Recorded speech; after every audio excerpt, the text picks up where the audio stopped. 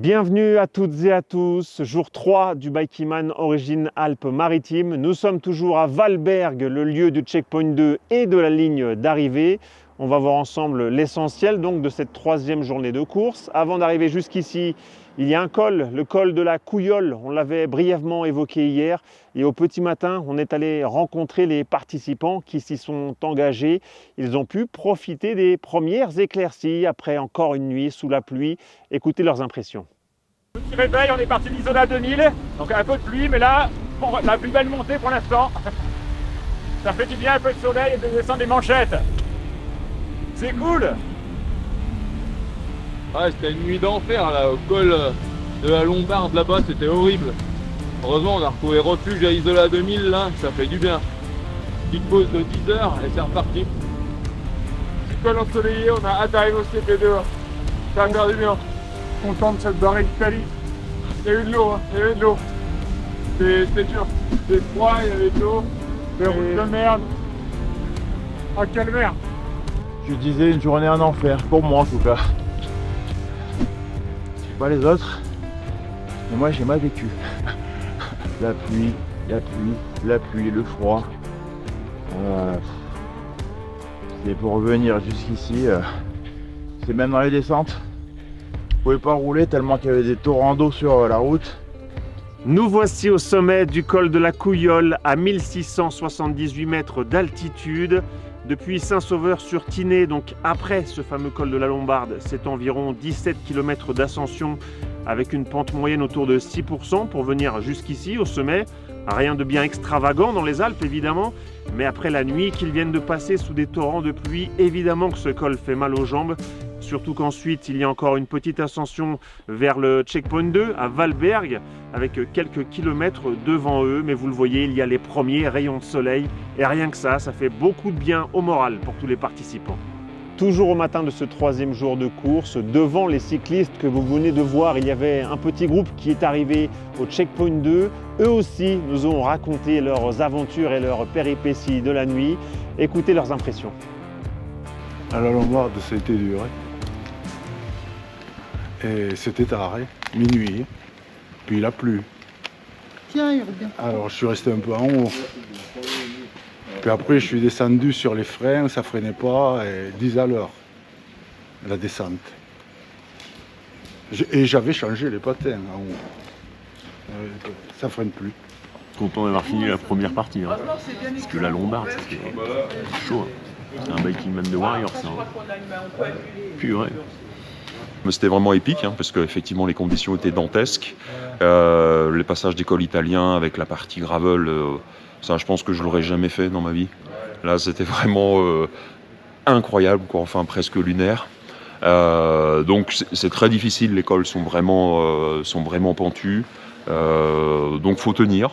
À la Lombarde, on était à 2 degrés ressentis avec une belle flotte dans la descente. Et puis arrivé à Isola, le soleil est arrivé et puis j'ai pris un énorme coup de chaud dans la Couillole. Donc c'était magnifique. Vous êtes là. Bravo. Ouais, Merci. bien. Merci. Ouais, beaucoup mieux aujourd'hui. Beaucoup mieux. Bon, il a fait mauvais en Italie, on est passé en Bravo monsieur. Salut Axel, merci. Oh, c'était quelque chose, hein. La Lombarde sous la pluie. Là, j'ai eu 36 heures de déluge en Italie, c'était chaud. C'était chaud, mais... Tu préfères la France du coup. Ah oui, oui. Dès que je suis parti en France, il n'y avait plus rien. Et dimanche soir, c'est dès que je suis passé en Italie, le déluge. Mais comme tous les ultras, j'apprends beaucoup sur moi-même, je relativise sur beaucoup de choses, ça fait du bien. Et je fais des chouettes rencontres. Bon voilà, moi je suis pas sûr de continuer honnêtement, je pense que j'ai atteint mes limites, faut savoir l'accepter parfois. Donc j'ai encore 20 minutes pour me décider, mais si je termine, c'est pas grave. Avant d'évoquer la bataille pour la victoire, on va faire un bond en arrière sur le parcours jusqu'au col de la Lombarde. On vous le rappelle, situé à 2350 mètres d'altitude, au kilomètre 480 du parcours. Encore une fois, en ce troisième jour, les cyclistes ont dû faire face à des pluies torrentielles et un froid glacial. Mention spéciale au tandem Caro Rogmans et Patrick Deville qui s'y sont aventurés et qui ont franchi ce col de la Lombarde avec d'autres cyclistes. On vous propose de partager ce moment avec vous. Alors comment ça se passe pour vous? Comment ça, c'est dur? Ah. Plus dur que tout seul? Pour Patrick, oui, pour moi, non. Bon courage pour la suite. Hein. Merci. Ah, compliqué, hein, c'était quand même la plus dure depuis le début parce que les conditions climatiques sont épouvantables. Mais je vais d'ailleurs vite mettre ma doudoune parce que... Va vite, ça va. Allez, bon courage pour la suite. À tout à l'heure. Hein. Il y a vraiment tous les ingrédients. Tous les ingrédients, mais surtout la météo. Surtout la météo. Hein. C'est horrible. Hein. C'est très très dur. Très dur. Bon courage pour la suite. Merci. Salut, Bobby. Non, il y a du vent, il fait froid, il y a de la pluie. C'est pas facile hein, comme condition. Faut pas trop s'arrêter là. Comment ça, c'est long? Et la météo, ça donne quoi? Le soleil, quoi. C'est top, hein? Ouais, vraiment les palmiers, tout ça, dépaysement total. Pour un mois de fin juin.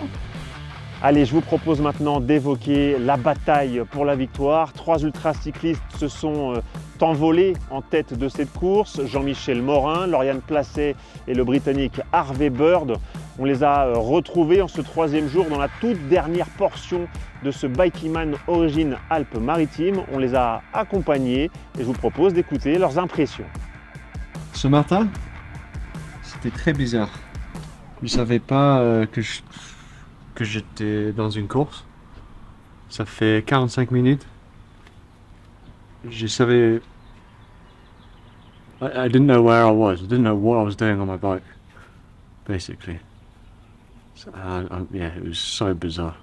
On a un peu de chaleur maintenant. Je pense. Je préfère le pluie. Mais c'est à cause de 2 jours de pluie, je pense. I think I'm used to it now.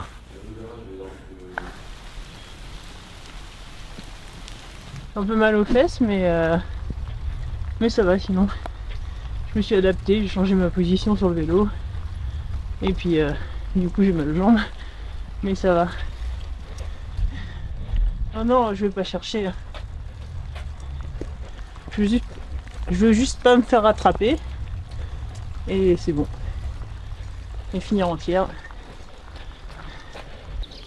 Nous voici au sommet du col de Turini à 1607 mètres d'altitude. De la pluie et encore de la pluie pour tous les participants qui se sont engagés jusqu'ici.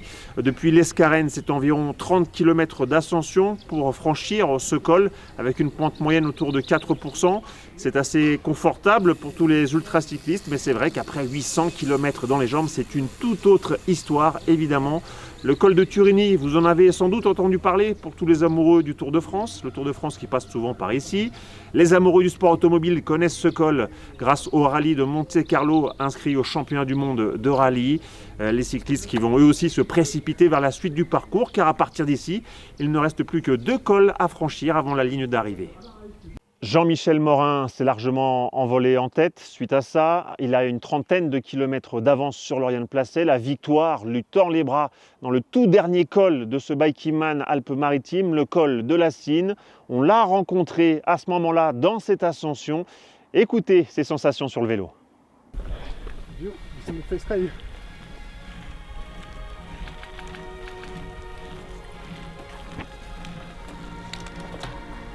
Faut jamais vendre la peau de l'eau sans en avoir fait.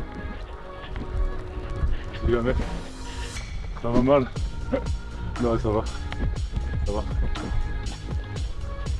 J'ai manqué la peine celui-là. C'était une nuit. Chaud, froid. On lève les vestes, on remet les vestes. On peut le rester aller. Si vous nous avez suivis sur les réseaux sociaux et le live tracking GPS, vous savez que Jean-Michel Morin a remporté son Bikeyman Origin Alpes-Maritimes, sa première victoire dans le championnat du monde d'ultracyclisme. Il a devancé Lauriane Placet et Harvey Bird. On vous fera vivre leur arrivée ici à Valberg demain dans le résumé du 4e jour de course. En attendant de vous retrouver demain, on vous propose de se quitter une nouvelle fois avec un point sur ce classement provisoire. On approche de la fin de cette épreuve. Je vous rappelle que la centaine de participants encore en lice doit absolument terminer cette course dans le délai des 120 heures. C'est la règle. D'ici là, on vous donne rendez-vous à bientôt. Merci encore d'être avec nous et de nous suivre à travers les réseaux sociaux et cette émission. Prenez soin de vous et à très bientôt.